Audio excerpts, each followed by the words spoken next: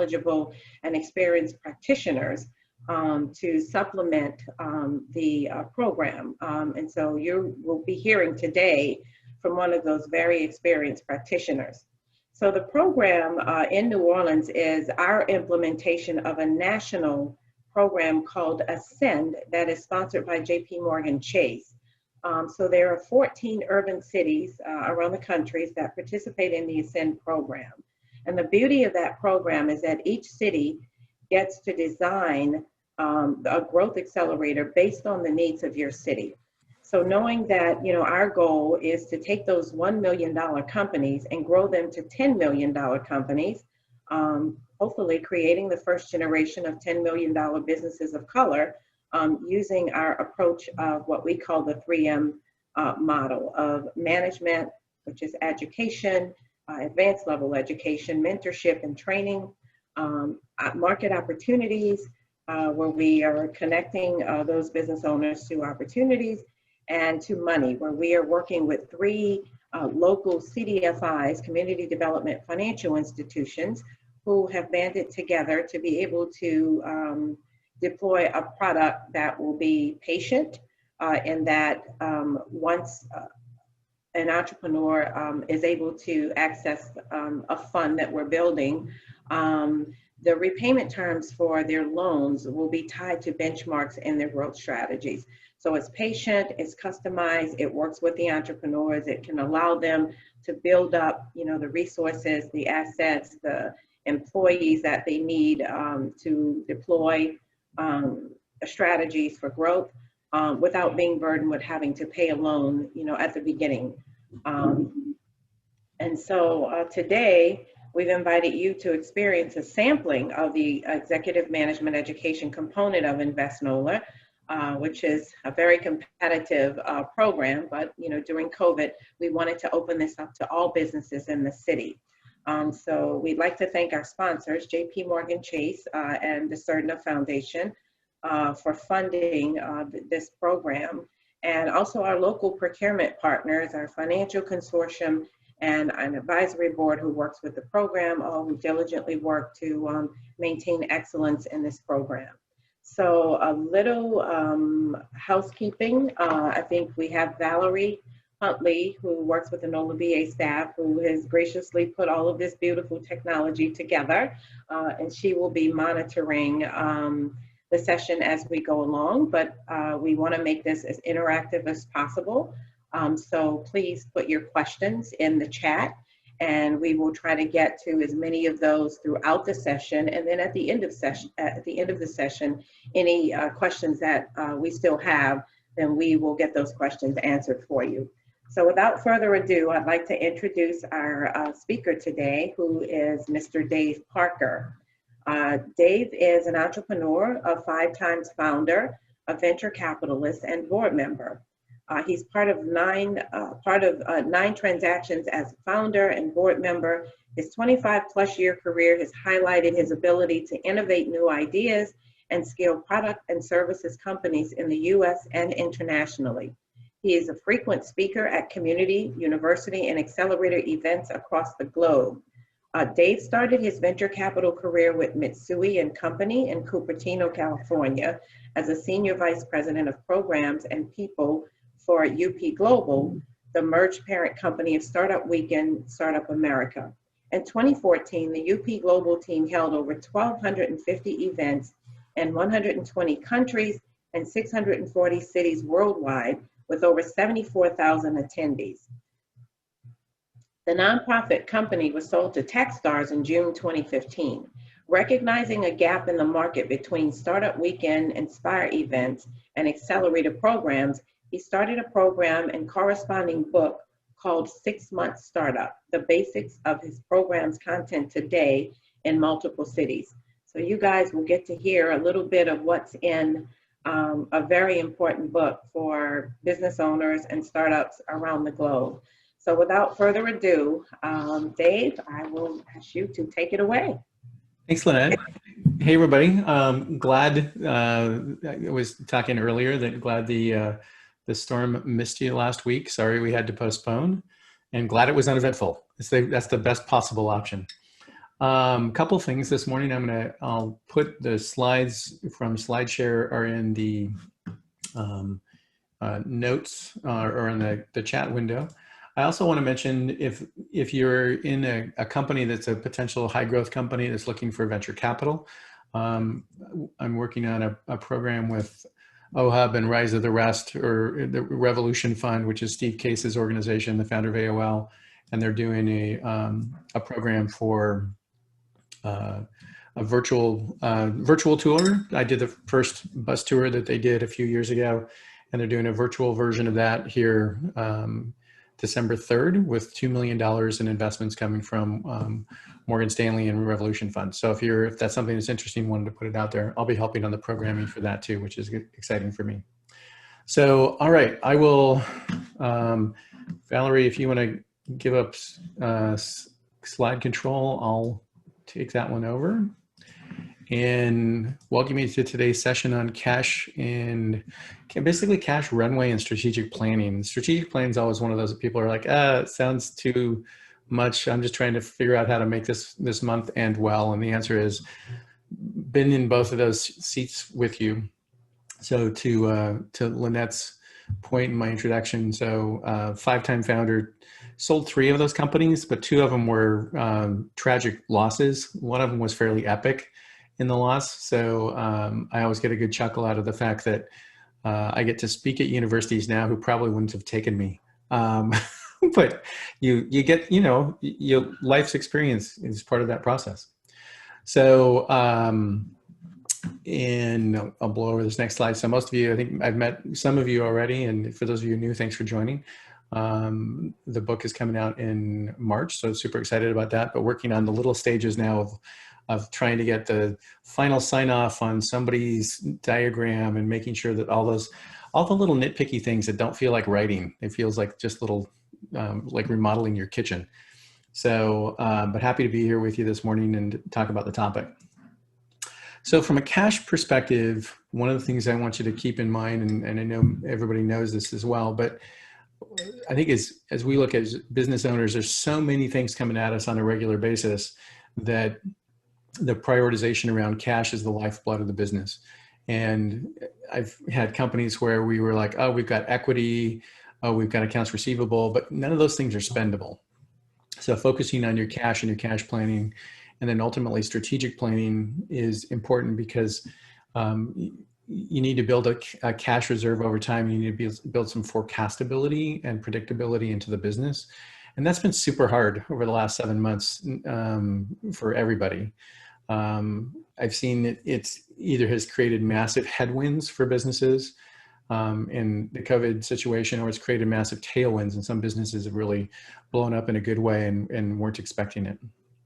So, but cash is the keys to it. And one of the things I want to encourage you to start thinking about doing is having a point of view on what activities do we do that can drive incremental cash, so that, as Lynette talked about the program earlier, you can show that you're starting to build a plan and a growth strategy. But that growth strategy is not an academic exercise. I'm a super practical operator. The growth strategy is, these are the things that we're doing so we can drive incremental revenue to reinvest in the business. So we'll talk some about that today as a topic. And again, feel free as you have questions to put them in the chat window. I'm up on that one as well. From a cash management perspective, this is a very practical guide today. It's nothing super esoteric. I became good at finance because with my first startup, I couldn't hire a CFO because we didn't have enough money we had to choose what we were going to hire, revenue or overhead. And we hired for revenue, and we were fortunate to grow that business from 0 to 32 million in sales in 4 years, which was a ridiculous pace.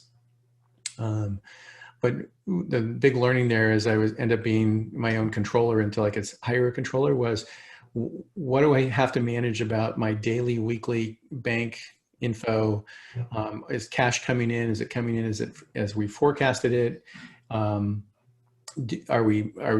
Is it predictable or not? Do I have somebody who's being slow to pay? So one of the things that I would encourage you to think about, just from an urgency standpoint, as you can get good visibility to it, if you don't have somebody else on your team who's managing cash, then your practical guide here is you really need to be in the weeds on a cash perspective on both a weekly and sometimes daily basis. As far as what's cash in the bank, what's coming, and if there's things that are slow to pay, why are they slow to pay, and communicating with your accounts receivable folks. So a couple of shortcuts and hacks in that process is you can set up QuickBooks now to accept credit cards and payment directly from QuickBooks. You can set up a Stripe account or PayPal. And one of the things I'd encourage you to think about doing is some of your vendors I know aren't going to pay you in 30 days or 60 days because they never do. But you can start to set expectations around new customers and existing customers that when you create the invoice is due when it's created, rather than a net 30, which turns into a net 45, which turns into a net 60 if they're a big company. My very first startup was in the distribution business. So we were a software distributor, but we dealt with the big hardware and software distributors. I swear they made half of their margin by not paying on time. Like in the business that had, such a small percentage point of gross margins, they would take 60 days or 65 days routinely to pay. And it was just super hard on a small business. So live that one way too much in reality. So one of the things I encourage you to think about as you think about your cash planning as well is how do you build that cost of transaction fee into your invoices? Is there room to look at how do you charge incrementally more, or how do you up your pricing just a little bit so you can at least cover that cost of transaction fee plus the cost of float? And the cost of float is simply the cost of money. So my first company, to create some tension here for you, in the 32 million we did in revenue, our time that we had to pay, or what's called days sales outstanding, DSO, was we had to pay our vendors in 30 days. But on average, we were getting paid in 42 days. And on a $35 million business, it meant that I had $3 million in cash on a monthly basis that I had to figure out how to float an extra 12 days. And there's actual cost involved with doing that, other than anxiety. The anxiety was huge, by the way, because we were a small company and growing fast. So the compound effect of growth and the day sales outstanding and day payment outstandings of DSO, DPO was such that it just created anxiety and stress. So at some point I was able to hire a CFO who could help manage that, but we ended up with a line of credit, and we ended up trying to, figure out how to work with our vendors. But it was always stressful because it was a combination of both that gap in payment as well as the growth of the company. And the company was growing at a rapid rate. So we had to hire more quickly to keep up with the growth. And it was just a very, very difficult time. People hear the number and they're like, that's exciting. And I'm like, oh my God, it was fear inducing. So it's completely hard. So if there's a way, look for ways to increase your incremental margin, or increase your price, or cover the cost of the transaction fee. And in some cases, some of the platforms will actually allow you you can include the transaction fee in the cost. So also be willing to give up a small amount of cash upfront if they're paid in advance or paid within 5 days or 7 days. But you can't offer that. It's, traditionally you'd see 2 and 10 or net 30. And then big companies would take the 2-point discount anyway and pay you in 45. And you just can't let that one slide, right? Because they'll take advantage of small companies all the time when in the process, which is just a bummer. So, but there are ways in that conversation in setting expectations. One of the things I would say with your bigger vendors at this point, or your bigger customers, is just have the conversation about, hey, we're a small company and this is what we're trying to do. And I want to know if, what's your preferred payment terms? If it's going to be 45, I need to cover the cost of the float. If it's going to be 10 days, I can give you a discount, but be deliberate in that conversation. Set a time to have that call and that conversation, and then document it with email, and then offer those terms accordingly. But I think it's okay in this, especially in this environment. People are like, hey, it's a tough market out there. We just want to make sure the ecosystem and our community does well. Most of the companies I've talked to are super understanding about it. Some of them don't care, which is probably a good opportunity to look at how do you replace some of your key customers if you can along the way. So a couple of notes there on cash management.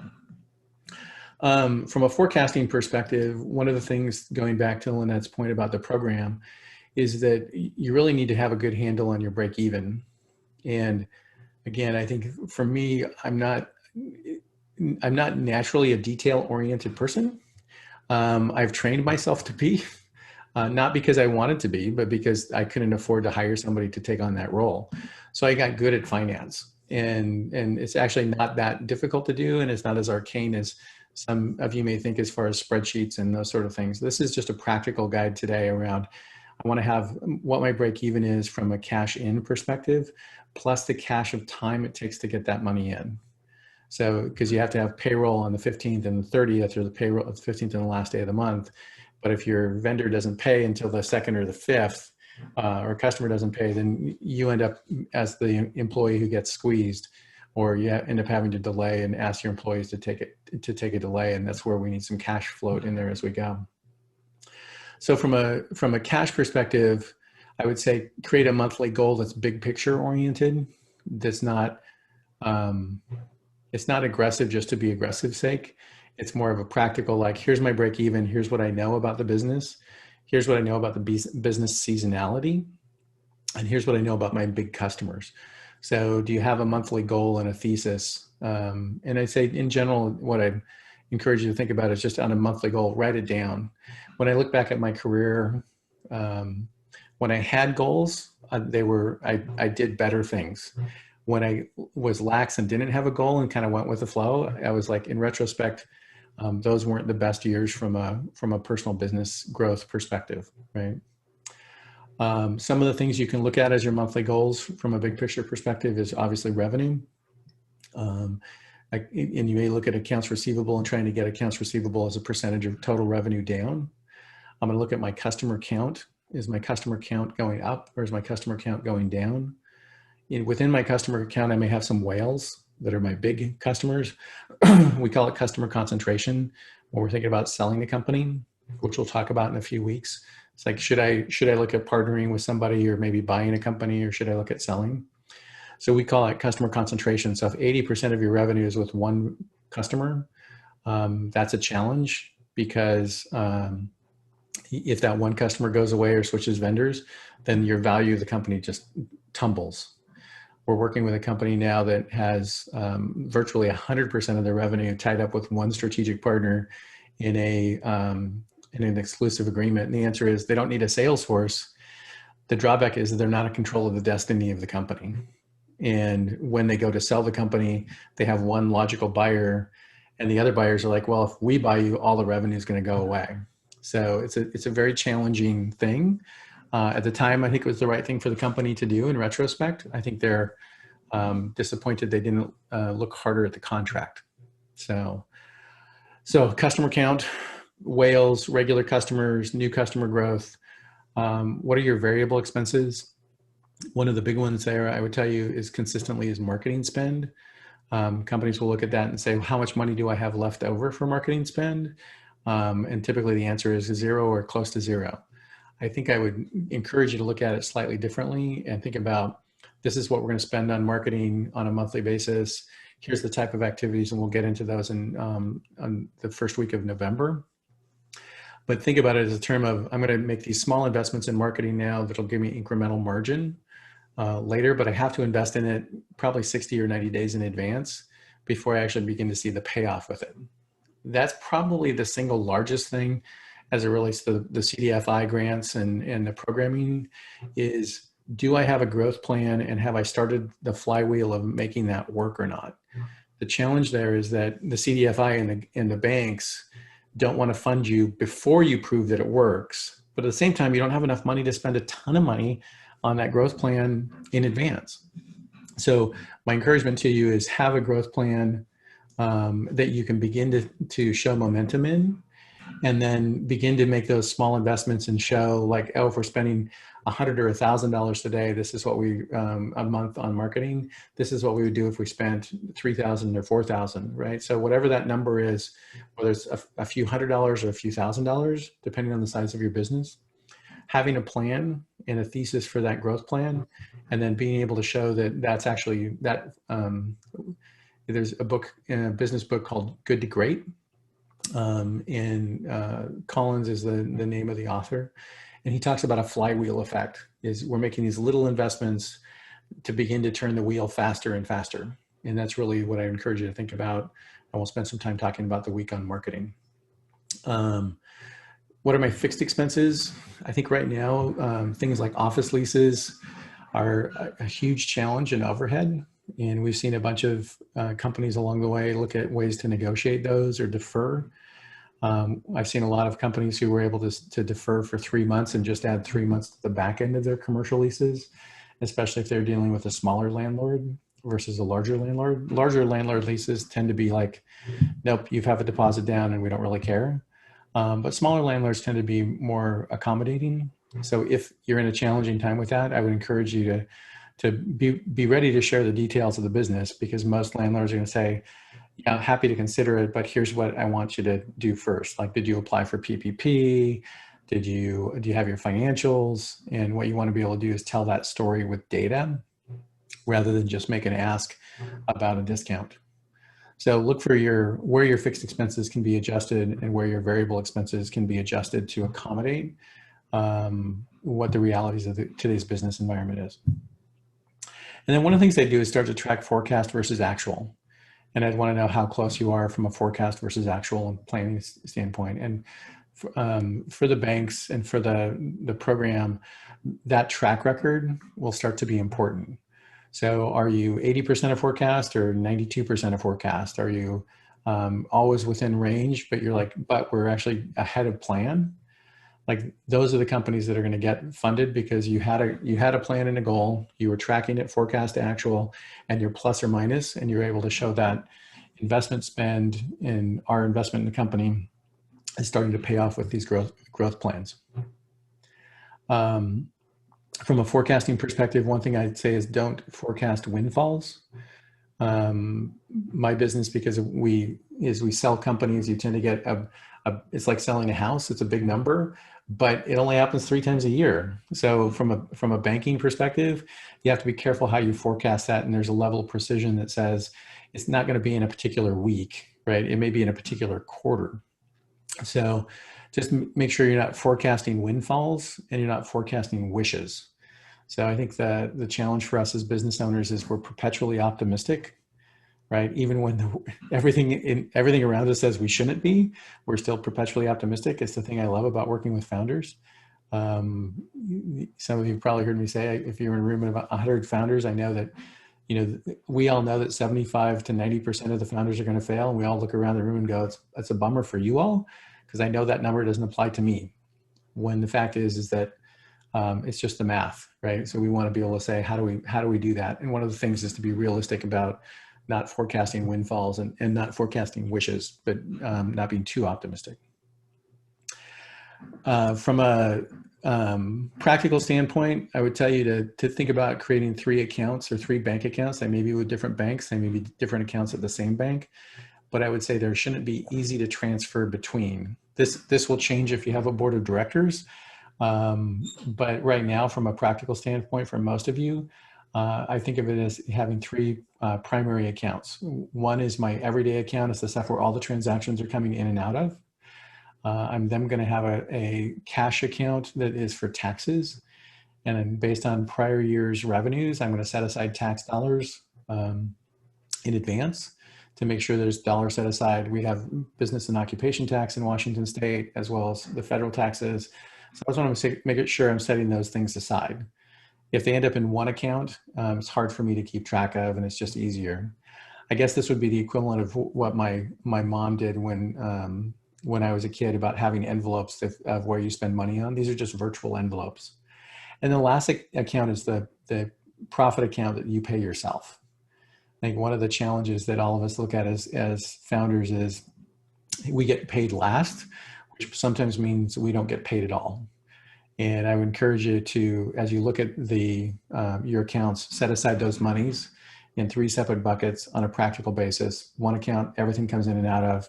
One account set aside for taxes, could even be a different bank. But it's not, you can do the wire transfers, but it's one of those, you have to think about it before you do it. You can't just do a quick transfer, or it doesn't just come out of the same account. And then pay yourself. I think one of the biggest mistakes I made in the both successes and failures I've had is I didn't always do, I did what I thought was best for the shareholders in the business. And sometimes that probably wasn't as good as it could have been for my family. So it's not that I'm going to put family always first. Sometimes the business, you're always balancing that balance. But the idea here is you should be paying yourself as well. If the bank looked at it and said, how much money is going through the business today and what are you going to invest in? And the answer is you're not paying yourself. I would look at that and go, that's a problem, because you're going to have to pay somebody to do your job. And if you're not paying yourself to do it, that's a challenge. So I know it's a big problem. We always get paid last. I would just encourage yourself to be willing to pay yourself as you go and make those transfers into a separate bank account. If you have to reinvest in the company, I totally get it. But I would encourage you to think about paying yourself as well. All right, next topic is top line revenue growth. I would look for opportunities for yourself around to increase my top line sales growth. Can I get any long-term contracts with clients where I can come back and ask for, hey, we've been doing business together for 18 months. We, as a small business, want to come along and be your partner. What visibility do you have to your business so I can plan accordingly? So the concept here is getting on the same side of the table and negotiating with them by looking at the problem versus across the table and negotiating against them. So look for longer term contracts. Look for what else you can sell into the process. If there's additional lines of business or areas that you can do consulting or people that you could provide. So again, I think the approach I would take at this point is to go to your biggest customers in a top-down list, probably test some lower on your list first, and to get comfortable with the experience of interacting with them and asking the questions, and go out and have a conversation or have a Zoom call that says, hey, Lynette, I want to do some planning with you for this upcoming year. What do you see on the forecast that we could help with? Are there areas that you are having trouble with other vendors? Is there other things we could do for you? And I'd want to do some planning with them and looking out at the next year. And if the answer is, oh, I've got some budget for this, but I don't have budget until Q1. Oh, great, right? So I was doing that recently with a venture capital firm who wanted some portfolio support. And they asked that I did something in Q4, but have some other work that they want me to do in Q1 and Q2. So just really asking the question of how do we be a good partner for you is the approach. So I take your top 10 list of customers. I'd probably take number 9 and 10 and test out the process with them so you're comfortable with it. And then I go back to the bigger ones and say, hey, how do we do planning for 2021 with you so we can be a better partner for you, and get basically survey them into what their next year looks like. So new sales to new companies, as well as additional sales to existing companies or customers. The cheapest customer you have today is the one you already have. You don't have to spend a ton of sales effort to go get them, but you do have to do that planning with them so that you're not blindsided or that they didn't switch going to a different vendor and you're surprised by it, or they don't have more needs and you just never asked for it. So if you don't ask, they don't know. So look for an opportunity there to add increased attach rates, and then look for new customers. One thing I'd also encourage you to look at is go back and look at your historic customer list over the last couple of years. There's been lots of changes in the market, and try to re-engage those customers that maybe haven't been a customer for a while. They know you, good and bad, right? But I would say it's worthwhile to go back to them and say, who are you using today and how could we earn back your business? And because they already have a relationship and they do know you. Last one is new customer growth. And this is going to require a marketing budget and a marketing and sales effort. And we'll talk more about that in strategic planning. But I would look for ways to, how do we acquire new customers? So if you're in an industrial practice or you're geographically constrained, the nice thing right now is that geography doesn't really matter very much in some ways. There's a lot, a lot you don't have to get on the plane to go do. So look for opportunities in Baton Rouge or Shreveport or other cities and states. So if what you're doing works in those ones, look for other companies who could be in potential customers outside of your current geography. All right. And the last note just on this one is really just increasing customer frequency. So it's about visibility and being top of mind with the customer. So do you have something regularly scheduled with your best customers so that you can do regular touch points and check-ins? And could be a monthly call or a Zoom call. But what you want to do is just do ask for a monthly meeting or every other month meeting. And the ask I would make is, hey, I just want to get on your calendar for half an hour once a month. And if we don't need to do it, we can cancel it. But I'd love to know, like, as we're planning our staffing, we'd love to know what your business needs are. So our staff is ramped up accordingly. And as you have needs, as your flex needs go up and down, we have a chance to work with you. And again, there may be one that you start off and you do a couple months in a row and they're like, hey, we're good, right? But what you're looking for is an opportunity to just stay top of mind with your big customers. I think there was a Marilyn Monroe quote that said, out of sight is out of mind, and out of mind is out of money. So you want to make sure that you're top of mind in your customer's mind. Hey, Dave, can I ask a question here? There are a lot of businesses now who have, taken on pivot strategies, right, to respond to opportunities in the market now. So they might be selling something different that, is being really demanded in the market. So do you have any advice around, what do businesses do, financially with, inventory budgets versus marketing budgets? I mean, how do they balance that? This might be something new that they're trying, to make sure they can, continue to operate. So, I mean, what would you suggest they do if you're talking about, I'm implementing a pivot strategy, I may need, I need to get information out to new customers, but I also have to look at, purchasing inventory and all of the other stuff that goes along with what I'm actually doing. What would your advice be to, to help them to find some balance in their finances? Yeah, it's totally hard. I mean, especially as we talked last time about a pivot strategy in general, and you want to make incremental changes versus going all in on some things, because if you end up with inventory that doesn't turn fast, then you end up dead inventory is super hard, right? Because then you end up having to discount it. I would look at the incremental. So I think stepping back a little bit, I'd say have a hypothesis first. Like, if we invest in this inventory, what do we think our turns will be? Is it going to take us 3 months to turn that inventory or 30 days to turn that inventory? But have a hypothesis before you make the inventory purchase. It's the same that you want to have a hypothesis on your marketing spend. If we spend this $1,000 or $2,000 or whatever the number is, I always like to go with round numbers because they're easier to do math on.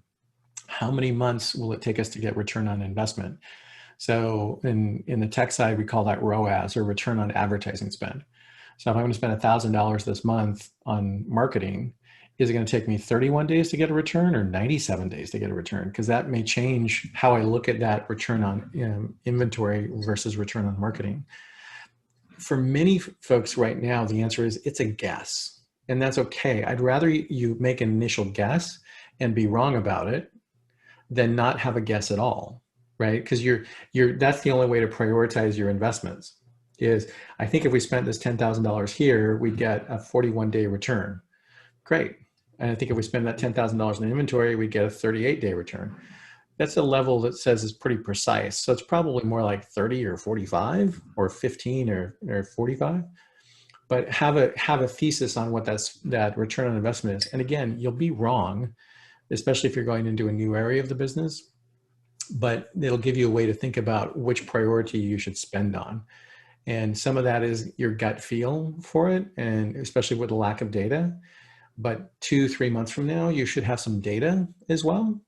And the reason I bring that up is because if you go to Lynette for the program perspective, then what you're going to want to do at that point is be able to say, we made these investments and this was the return on investment. And having that as part of your thesis is really important. So that's how I'd make the prioritization of the decision. The drawback is there's not much data today, so you're making it on your best guess. But your best guess is a good place to start. And then 30 days from now, 60 days from now, you should have some data. So that's how I'd prioritize. It's a challenge for sure. I mean, if you're in business areas we've never been in before, the answer is we're kind of flying by the seat of our pants. But if it's a growth opportunity, the answer is you have to keeping, especially from a cash perspective, keep a tight eye on like, what do we expect this return to be? And if we make this spend or if we hire this person, key hires should be something that take the load off of your work rather than give you more load back on your work, right? So it shouldn't create more work for you. All right, let's talk about managing expenses next. So one of the things I would encourage you to do is, as one of my CFOs early on was like, anytime we can, we pay people super fast because there will come a day that we can't pay them super fast and we're trying to earn goodwill. If you don't have that perspective historically, the answer is I would encourage you to communicate and extend your payables. So maybe you need to go from 30 days to 45 days, but communicate with your vendors and don't ghost them. So disappearing on them is never a good thing. One of my first jobs when I was in college, I worked all the way through high school as well. But when I got to college, I went to work for a ski shop in the University District here in Seattle. And I remember somebody came in and they're like, hey, I need to get this piece of paper on blah, blah, blah. And I opened one of the cabinets and there was like a stack of unpaid bills. And I was like, oh, my job here is not going to last very long because inventory came in and all the vendors had loaned that inventory dollars, but it was one of those, it was like, this is just going to be a really tough gig, right? As far as, do I ever get paid or not? Ultimately, the company failed and it was not well run. So I think there's a little bit of, when I look back on that one, good formative years in business for me around, you can't ignore the problems. They don't go away, which is hard because I had one business that was a crushing defeat. Right. And the answer was, it was super expensive to me personally, as well as the business, but the business failed. And in retrospect, I could see it coming, but in the middle of it, the answer is I was super optimistic. So I think it's okay to reach out to your vendors and say, hey, I need to go 45-day terms instead of 30-day terms. Hey, we have these customers coming in that have bigger demands going out for us. They don't pay us super fast. So give the data and give the reason. It doesn't mean the vendors will agree to it, but at least if you're communicating and not disappearing on them, that'll be helpful. As we talked about to Lynette's question, you can defer investments that don't have a clear path to investment returns.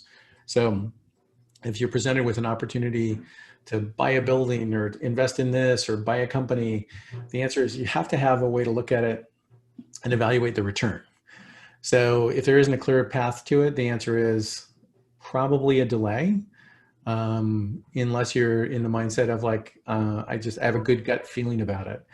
I'm all for gut feelings, but I like data. So where I can get it, I like data as we go. And then look for help to actually get to the numbers on a bookkeeping or especially on a tax side. Make sure you're not paying more than you need to pay. Make sure you're not paying penalties and interest on stuff you don't have to pay penalties and interest on. There's no sense in aggravating the problem by having to compound it by, hey, there's penalties and fees that we didn't have to pay. So look for ways to extend your runway on expense payment, but be transparent about it with people. All right, next topic is managing people, since people are the biggest expense we have for the most part. I look for ways, like we talked about in the very first session of this way, of how do you protect the team. So I have a puppy who's scratching at the door, so I'm just going to let them in. It can't possibly get worse, right?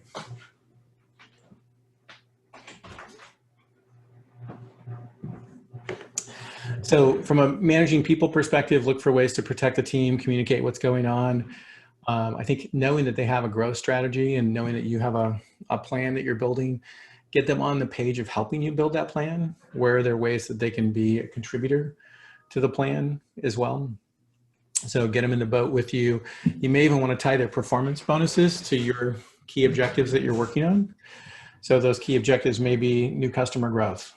So compensation that creates clear visibility to drive behavior is good. So, hey, we really want to get 3 new customers on this month, and we're going to provide a $500 bonus for the people who get them on, or we're going to provide a $500 team bonus or gift cards from Amazon. It doesn't have to be huge. Recognition is a huge benefit, and it doesn't cost you much. Where recognition and a $100 Amazon gift card is actually a great way to look at it. So you don't have to create big compensation or complex commission plans. Look for ways to incent people, give visibility and recognition, and then maybe create spot bonuses of Amazon $100 gift card or something like that really helps drive behavior and helping them to align around what your goals are.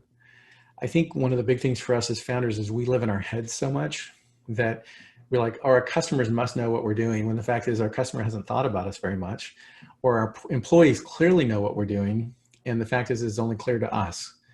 And so I'd encourage you to be very deliberate in thinking about what your customers need, and very deliberate in thinking about what your employees need. And then about the time you're getting exhausted talking about it is about the time that they're going to actually get it. So it'll be a little bit redundant to start, and about that time it'll actually start working. Key hires, as I mentioned before, should relieve some of the stress for you rather than add to the stress. So is it the right time to go hire this key person? Or one of the companies I'm on the board of, we just hired 2 people and made a big splash in the market in our particularly niche vertical industry, because people are like, wow, those were 2 really critical hires. So is one of your competitors laying people off, and you're like, boy, we've worked with that person before, they used to work for us, and is there a chance to bring back somebody or to really poach somebody from a competitor that would really change the trajectory of the business? That would be awesome. With hiring, it's always a challenge of, I have to delay until I really, really need it, but at the same time, I can't wait too long. And I think that's one of the same things. If you come back to your hypothesis on, if we hired this person, how long do we think it would take them to be up and productive? So can they help us in sales in 30 days or in 60 days? And is that long enough? And given the seasonality of the business, or what you know is traditionally the seasonality of business, do we have those things we need to make some decisions about relative to those things, as relative to hiring? People are always the toughest one, because we have a lot of sunk cost in those relationships, right? Where you're like, I have a rule of thumb at this point. If I wake up at night and I'm grinding my teeth about somebody, I'll let them go. Because usually the team looks around and says, well, that took longer than it should have, right? And the team has this recognition of like, that person needs to go, right? And you know it in your heart, but it's hard to let go, and it's a sunk cost. And you're like, then I have to replace them and all of those things that go with that. So the answer is, if you have one of those today, I'd go make that change today. The rest of the team will perform well. So one of the companies that I worked with on the board, we had to do during 2008, we had to do a reduction in staff of about 20% during the Great Recession. Come to find out, it didn't change the business that much. Like the level of business and the productivity of the people who stayed was great. And we ended up doing more business with less people. They were just people we were loath to let go of, even though we knew we probably should have earlier. So know that that's probably an outcome as well. One of my favorite hacks these days is to use contractors for things that are super tasky. So here's some of the tasky stuff that I outsource to there's a website called Fiverr, and fiverr.com. I need to reconcile all of my 2019 statements, and the taxes got paid and all that kind of stuff. But I'm like, there's probably stuff there that I didn't do as well as I should have, because I lost my bookkeeper. So I posted the job on Fiverr, had somebody within an hour give me a price quote that was incredibly reasonable. And they started on the project to do the cleanup work, and it's, hundreds of dollars instead of thousands of dollars. So anything that can be done on a super tasky basis, you'll find that Fiverr is just a list of contractors in all kinds of categories. So from marketing and writing content, to search engine optimization and website optimization, to putting up a new e-commerce website for you as a tool, to doing bookkeeping and data entry. There are folks from all over the globe, so the prices range. You can hire for the US, you can hire from international. But the great thing is there's people with rankings and stars. So you'll find somebody who has 270 5-star rankings and you're like, that's the person I want to use. You can post the job and get multiple bids on it, but give you some practical examples around market research. With the book coming out, I'm super curious as to what are the top podcasts that I should be interviewed on to help the book. Now, could I go do that market research? I'm totally capable. Is it a great use of my time given the other stuff I'm doing? No, not a great use of time. So I posted the job on Fiverr. I paid $25 to have them give me a list ranked, and it took them about 2 days to do it. So it would have taken me weeks to do it just because I'd have to find time in between all the other stuff that I'm doing. And though it's some stuff you can do, I would encourage you to look at your activities on a daily basis and the things that are super tasky. And I would find somebody on Fiverr to take those and outsource them to, and look for opportunities to do that and save yourself some time. So great resource there, and even banking and payroll, or I should say bookkeeping and payroll. So, and again, US or international, you can find people in both cases. So look for that sort of stuff that you can outsource to somebody else. Sometimes if you have to take the time to get somebody ramped up to speed to know how to do something, it takes you more time to do that. These are people who already have that experience. If, for example, you don't have a call to action on your website yet, that give somebody a way to capture your email address. So if I get to your website, is there a call to action? Is there book an appointment, find a time, schedule a time? You could do the research and figure out what's the right calendaring tool, or should I have a chat bot on my website? Or you could hire somebody for 20 bucks on Fiverr just to go do it for you. So give it some thought. Next one is on technology. A couple things I would encourage you to think about is, if you don't use QuickBooks Online yet, I would encourage you to think about QuickBooks Online and setting it up to sync with your bank accounts and sync with your credit cards. Also include the feature that allows them to send out, when you send out your invoice, that allows your customer to pay via credit card. Again, like we talked about earlier, that does incur some increased costs, but the time value of money of waiting for somebody to pay you via check for 30 days seems kind of strange in the world of Venmo. So look at adding Venmo to the business as well. How else can you get paid, and what other ways can you get paid? Do you have a QR code that somebody can just scan the QR code and pay you directly from that as well? The nice thing about QR codes in restaurants these days is we've seen forced utilization of something that probably would have taken another few years to actually happen. That concept is called digital transformation, is the way you'll hear people talk about it. Is here's a technology that people did use a little bit, but now they're using a lot, especially around what's on the menu at the particular restaurant when you walk in, when there's no menus available, and you'll scan the QR code. Things like cloud storage and sharing. One of the things we use frequently is Google Docs. So I can collaborate with people and in real time versus having to email documents around. It's kind of funny dealing with a book in the publishing industry. We're still emailing things around versus having a collaborative document. And you'd think that that would be one of the industries that would make that change faster. And they're just super slow to change. Some tools to automate your tasks is the next topic, which is things like MailChimp. So you should be able to do, and we'll talk about this the first week of November. MailChimp is a way you can capture somebody's email. When they subscribe to an email, you can put them on what's called a drip campaign. And the idea is they're going to get 5 emails on an automated basis before you put them into your monthly routine of communications.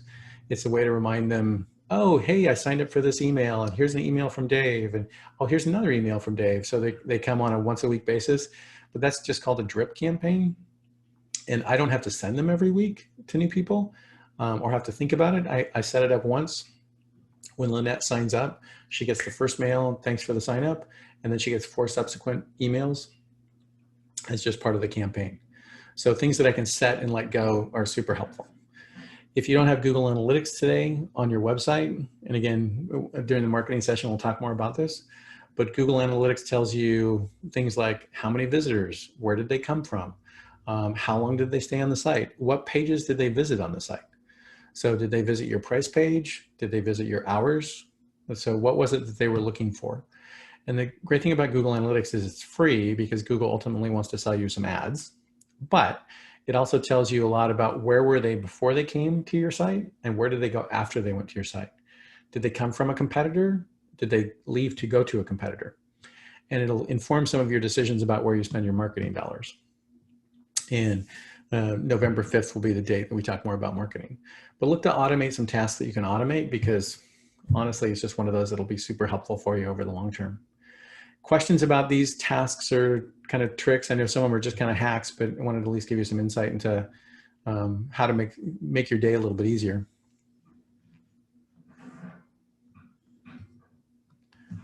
All right. I'm going to hit a few minutes on strategic planning and then want to kind of set you up for the next couple sessions and give you some things to get back to work today and that are actionable. So when I say strategic planning, don't think MBAs and offsite meetings. This is some practical strategic planning for 2021. So honestly, the year just needs a reboot. So I'd like a 2020 do-over. Lynette and I were talking before you all joined. My son recently got married about 4 weeks ago. So there was a little bit of normalcy in what has been a crazy year. So annual planning, and Jim Collins wrote in Good to Great about BHAGs, which is big, hairy, audacious goals. Today, I think we're really focused on like, what's the practical goal for 2021? How do we make some money? How do we recover, put some money back in the bank? And let's do it from a practical standpoint. So one of the things you should look at for your 2021 planning is I want to have some attainable goals that we put into my annual goal, but we're really focused on quarters and I can measure them on a monthly basis. So the practical side of it is I want to look at 2021 as we finish 2020, given what the context of 2020 was, what do I think next year is going to be? Is it going to be a growth year? Is it going to be a challenging flat year? Is it going to be a down year? And how do I start to plan for it today? So your categories of growth, and I'll make sure I post this Google Sheet in the chat as well. There's basically a Google Sheet here that gives you all of these categories with an example of a plan. This is what we use to manage most of our board meetings. So the categories here are customer acquisition costs. So one of the things at the top of my funnel on a monthly, quarterly basis is what are we going to spend money on to invest to get new customers? So it could be trade shows, but now trade shows aren't around. What am I going to do with that? How am I going to spend that money? I was talking with somebody recently who was like, oh, we go to this trade show every year and now it's not on. Like, well, how many customers do you get from it? And they're like, we don't really know. So they hadn't set up a way to track it, but it had been kind of the industry trade show that they kind of felt like they had to go to, but they weren't tracking how many leads came out of it or how many of those leads actually converted to know if it was a worthwhile investment as it relates to next year. So when you think about this as a spreadsheet, I'll change my screen here for you real quick. The way this looks on a practical basis on the spreadsheet is I've got my quarterly columns, and I've got my things on the far left and with my milestones that stay the same. And then I'm just going to start to track them on a quarterly basis. So what should my marketing activities be for Q4? We're going to do some email campaign building because right now our email list is super tiny and we really should have a bigger email list. Great. Set that as a goal. The next topic is revenue. So how much billing should we do? Given our big customers, how much are they going to do? But again, this is all about setting some forward-looking goals for Q4 and then into next year. If you don't have good visibility, don't worry or stress about it. It's more about, do we have a goal? What are we going to do with it? But if you think of top of the funnel activity, there's some marketing activity time I need to spend to get new customers, and what am I going to go do to do that? And I want you to just start to put together a plan for that. Next one is products. To Lynette's point, maybe I had to buy more inventory and shift into this business. So what's my plan for Q4 as it relates to what I'm going to increase in inventory, decrease in inventory. Do I have concerns about inventory as I go into the end of the year? What's my product mix? Is it going to be services plus product? And what's that mix of product going to be? So think of this as the first one in Q4 as just as a bit of testing it out so that you can get your plan together as you go into 2021. You'll notice that each of these topics has an owner next to it. So the idea here is that if there's no particular person on your team who has a particular topic, all of them end up with you, but you should look to lighten your load and make that available or distribute some of those tasks to other people on your team if you have a team. So do I have the right people on the bus? Are they in the right seats on the bus? Do I need to move somebody off the bus, right? So again, back to if I'm grinding my teeth at night, I typically will make a move on that. Ops is the next topic. Are we delivering on our product and value promise, or do we have the quality that we're after?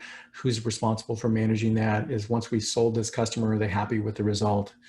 But ops also includes things like finance and details of operations and logistics and things like that. And the last one I would put on your list is the important list of things we're not doing yet. So a friend of mine called it the ITINDY list. So every quarter there's ideas that people are like, that's a brilliant idea, we should do that. And you're like, yeah, we already had 6 things we're not going to get to yet this quarter. So adding a new thing. So I would encourage you to capture those on your list, but put them into a quarter that's appropriate. So for example, if you're like, oh, we're gonna try to do a trade show, but we don't think it's gonna happen until Q3, then put that as a marketing activity in Q3. So you don't wanna lose the idea. So you can put it on important things we're not doing yet, or you can drop it into a quarter that's more realistic. So we need to hire a new project manager. Okay, when do you think you'll have the budget together to do that? And when should you start recruiting for it? So the link's there, you can download this. I'll make sure you have access to it on an Excel spreadsheet as well, or just copy and paste it over to an Excel spreadsheet.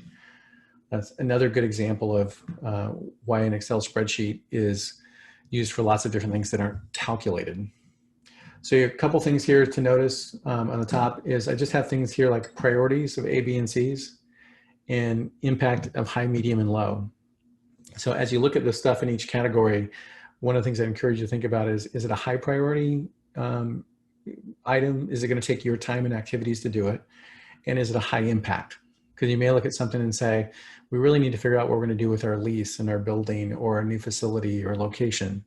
One of the companies I'm on the board of, we had opened a new office in Boise, and with real estate in Seattle being what it is, we're actually not going to go back to our Seattle office. We sent everybody virtual, and everybody who was in the Seattle office is going to stay virtual, and we'll pick up new people in the Boise office.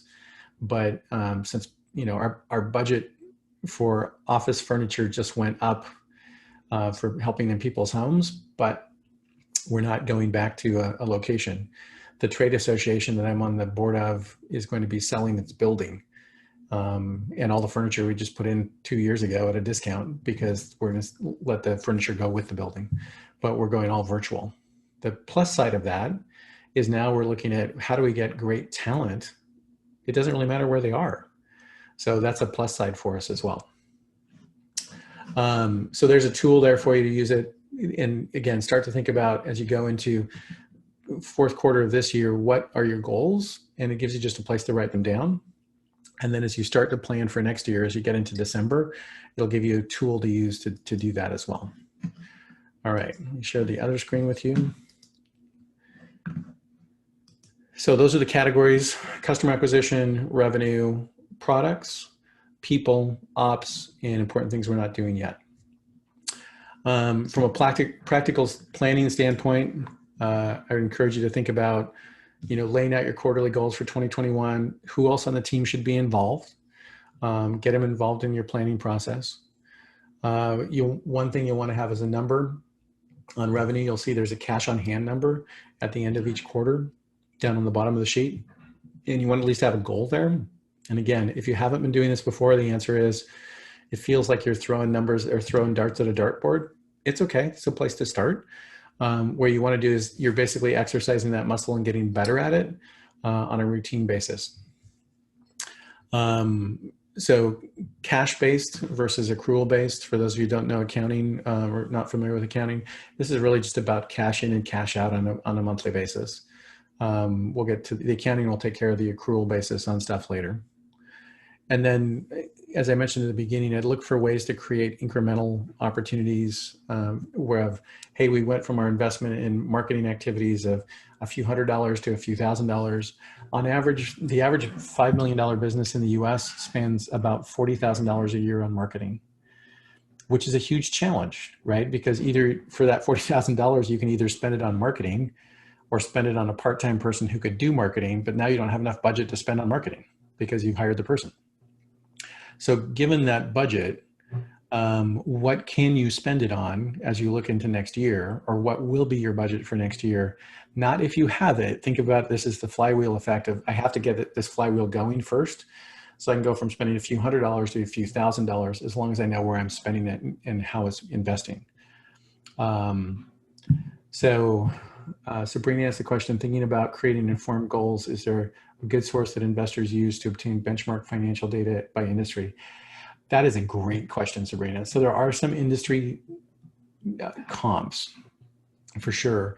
A lot depends on your revenue model. So for example, if you're in retail, we're going to look for number of turns of inventory, average revenue per user, average basket if you're doing e-commerce, and number of transactions a year. But a lot depends on your revenue model. But banks will look at it as return on invested capital, or ROI, return on investment, by category. So the thing that you should be looking for in prep for meeting with the program folks from InvestNOLA or from the banks is, our marketing spend is here. Here's our return on investment on marketing spend. Our inventory turns are here. Are they improving, or are they going up or down?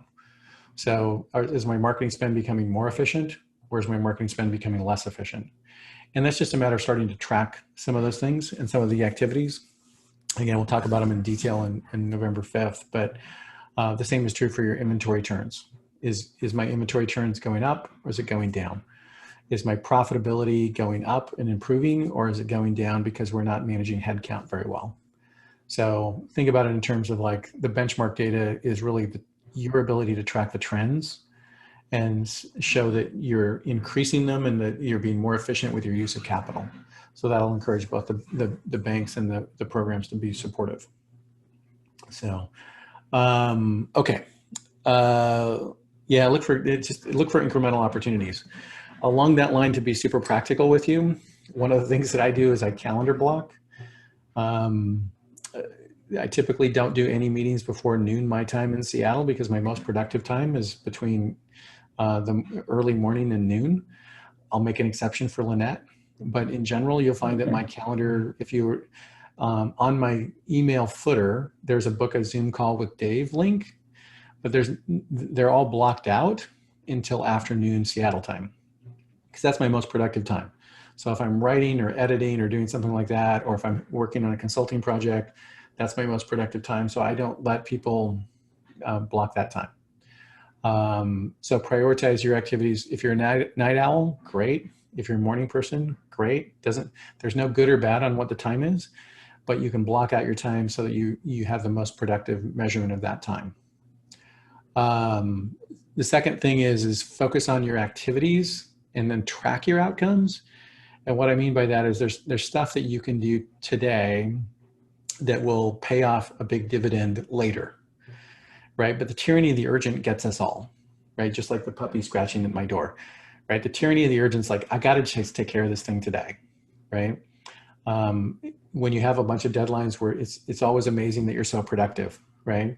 So I would tell you to prioritize around things that are the hard things for you to do and not necessarily easy things for you to do, which includes, okay, I need to spend some time thinking about marketing, or I need to find a marketing consultant who can help me with strategic marketing, or I need to get search engine optimization around my website. And all search engine optimization is, by the way, is just what keywords are people looking for. So I'll give you an example of a hack, right? Which is just like, I was thinking through, I have all my table of contents done for the book. And I was thinking about, like, I wonder if the headlines are actually good headlines. Like, if I change the words, would it put me into search phrases or search words that had more traffic. So I grabbed a table of contents, I dropped it into a Google Doc, I posted it as a job on Fiverr. I had 2 people take the job, and they came back and made recommendations on how I should change the table of contents headlines, because it would take me from 1,000 search keywords to 6,000 search keywords. Well, I just had the question, like, I wonder if that somebody should look at that. And I'm like, I could look at it, but I don't know how to do it. And frankly, I don't have all the tools. So I posted it as a job on Fiverr and got back some intelligent results, as an example. So yours may be like, I need a marketing plan for the company. Okay. I think you could post out like, we're this company, here's what we do, and we're looking for a marketing plan with a budget to spend of X on our marketing activities. Post that job on Fiverr, look for people that are high ranked, get 3 budgets back. A practical one is I would set a, I've done this one a bunch with software developers, and it works with marketing too. I would set 3 prizes of $50 each. I would invite all 3 of those vendors to the same meeting. I would let them ask questions. And then based on those questions, I'd let them give me back a proposal around how they would help me do it. You'll get 3 very different proposals and 3 very different price points, but likely one of them is going to give you something you're like, you know what, that's not everything I wanted, but for, you know, $500 a month and having somebody else pay attention to these things on marketing, that's better than I'm doing now. And I can hire somebody and outsource it for right now. So use that as a way to learn, get the best practices, but don't pick just one vendor first. Ask 3 vendors to come to the meeting, ask their questions, and then have them give you a proposal back. That way they know it's competitive.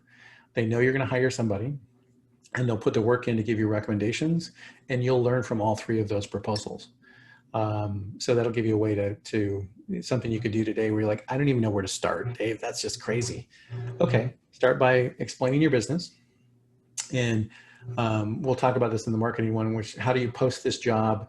How do you actually invite the vendors? What do you actually do with the process? So I'll tease you for that one to come back on November 5th. How's that? And then as you look at your planning, I would say it's good to, one of the companies I'm on the board of, we're really good at strategic planning. And they're like, we threw the plan out for the year, and we're like, we're just kind of going month to month, right? Because it's been crazy, and you all know it. And the answer is, like, it's good that you have an annual plan, but when the annual plan doesn't make sense, you throw it out and you start over and you look at it as a monthly goal and go, okay, what do I do right now? But don't go solo, right? One of my encouragement to you is you've got people around you, you've got a community around you. This is a tough solo sport. I will tell you, one of the blog posts I wrote was about dealing with my own battle with depression. And I wrote about it at one point and hit publish on my blog. And afterwards I was like, oh my God, what have I done? Like, people are going to judge me differently and think of me differently. And it was the most positive response I'd ever had on a blog post. And it was one of the most well-read blog posts I ever wrote. But I think making that normal to people, like, we stress out and internalize all kinds of stuff, right? But you're not alone, right? There's a whole bunch of people on this call who are just like you, right? Stressing out about the same things, thinking about the same things. So finding a community around you who can be supportive, I would encourage you to think about. So with that, I'm going to flip over to Q&A. If you have any questions, you can go off microphone and just ask, or you can put them in the chat window, and all those things I'm happy to help.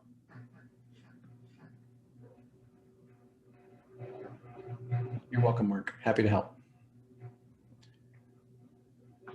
Don't be shy. It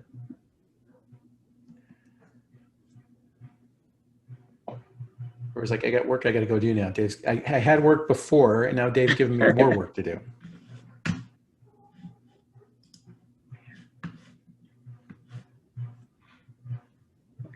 Well, if there are any questions that anybody has, after the fact, if you're shy about asking Dave your questions today, most of you know how to get in touch with me. So please, email me, let me know.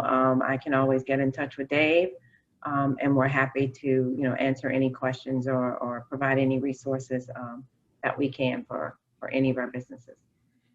I'm easy to find as well, and I'll be back in a couple weeks. All right, so Dave, thank you. A big round of applause. You're Everybody's welcome. muted, but I know we're applauding you.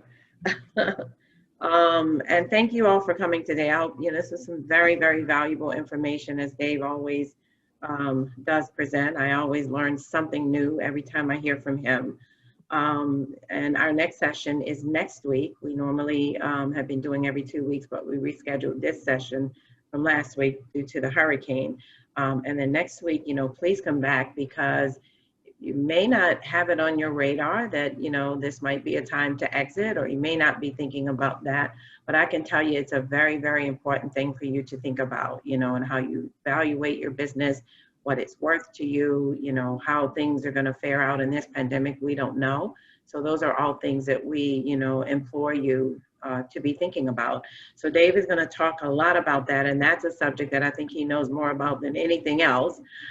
So we certainly invite you to come back. I think Valerie is putting the link in the chat that you can go ahead and RSVP for that today. And then the final session will be on November 5th, where we'll be talking a lot more about marketing. So then I want to tell you about a few other tools that I think may be helpful for any of your businesses that. Lynette, I'm sorry. We have one more question that was sent in for Dave. It says, I'm trying to get more of my merchandise business online. How much does it typically cost to us, Facebook and/or Google Analytics and marketing for a small business with 100,000 annual sales? 100,000. Yeah, a lot depends on your product type, but you can use a tool. So if you have a website today, it's probably WordPress or Wix, and there's lots of plugins you can use for either Shopify or WooCommerce are great plugins for that. And again, I would take that particular question, and we can address it definitely the week of November 5th, but I'm happy to help before then as well. So I'd separate out, there's a number of different things that you're going to invest in. One is a commerce site, so that if you do Google AdWords or Facebook ads or Instagram ads, that you have a place to drive that traffic back to that can create a call to action. So having that shopping cart set up, and Shopify is incredibly inexpensive, and overall it's a subscription-based service that may or may not take a transaction fee. WooCommerce is the same. Then the task that you'll have to do next is to skew up that product mix. So here are the SKUs I want to sell, here's the prices I want to sell, and then you can actually create promotions so that you can do email campaigns that have promotions that are time-based. But I bet you could get a Shopify site set up on Fiverr for less than $500. Probably less than $200. So, and then you'll have the annual fee with Shopify as well, or the monthly fee with Shopify. And then the advertising side of it then becomes a different tact, which is you're going to test advertising in Google AdWords or Facebook ads or Instagram ads, and you're going to spend a budget to test each of those ads, but you're also going to test the ad copy. So you're going to have an ad headline, you're going to have a body copy, and you're going to have an offer with a price point. And it's called A/B testing. And we'll talk about that a bunch coming up the first week in November, because what you're going to basically put together is 3 separate ads or 2 separate ads. And then you're going to test pricing, and you're going to run those ads on different platforms and see which ones perform better based on that A/B testing. And there's a tool called Unbounce. Now you're getting into geeky tool stuff, which I love, right? Because anything I can do to make my life easier, I'm a big hack on. So you're gonna use a tool like Unbounce, or you'll use Google Analytics to basically look at each of those traffics, and it'll optimize for you. So if this traffic converts better, it'll start spending more money into that channel of your total budget, and will spend money on less. And then you'll introduce a new ad and test that ad against what becomes your A. So that's called A/B testing versus what's called multivariate testing, which is like way too complex for me. I like to start off with something simple. So commerce website, likely Shopify or WooCommerce would be the place to start. Infrastructure based on, do you have a Wix site or do you have a WordPress site today? Or if you don't have a website, you want to set up a basic landing page, probably on WordPress. The reason I like WordPress is it has lots of tools available that are inexpensive. but you don't need a custom website to do that. You can simply have a shopping page, or you can set up a Shopify site with a custom domain name and use that as your website. But you need a place to drive the traffic for call to action. And then you'll be using Google Analytics to track overall traffic. So that's not an advertising platform, it's a traffic platform.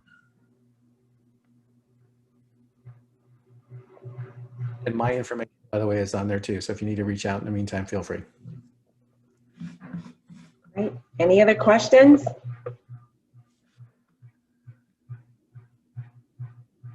right, well, I guess that will close us out, but I did want to, make sure that everybody knows that we have some great small business tools that are available for free and 24/7 access on NOLA VA's website.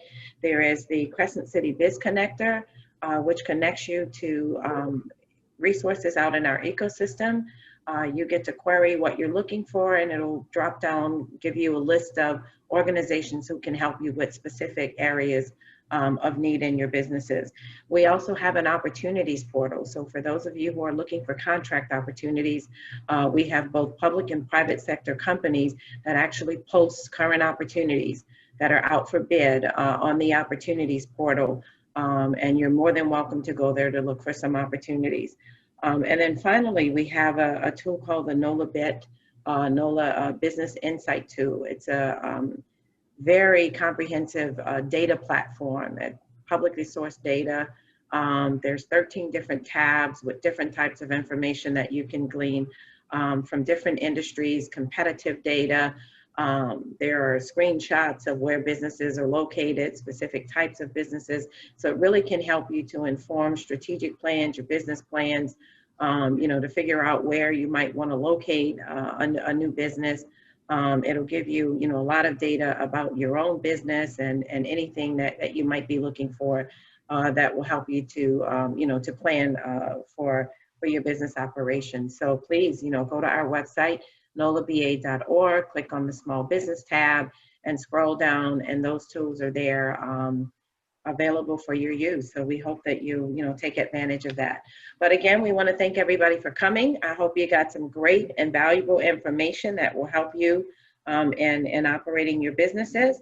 I want to thank our NOLA BA staff, Valerie, who is our technology guru, who helps us to put all of this on and makes everything look fabulous. And finally, I'd like to thank Dave Parker, again, our amazing speaker, who knows so much about entrepreneurship. So thank you, Dave, and we hope to see you guys back here next Thursday for looking at exit optionality at 11 a.m. And then we'll wrap up the series on November 5th. But we also want you to look forward to some other things that we'll have coming up on NOLA BA, and we'll be sending that out to you electronically. But thank you, everyone, for coming. Everybody, good to see you.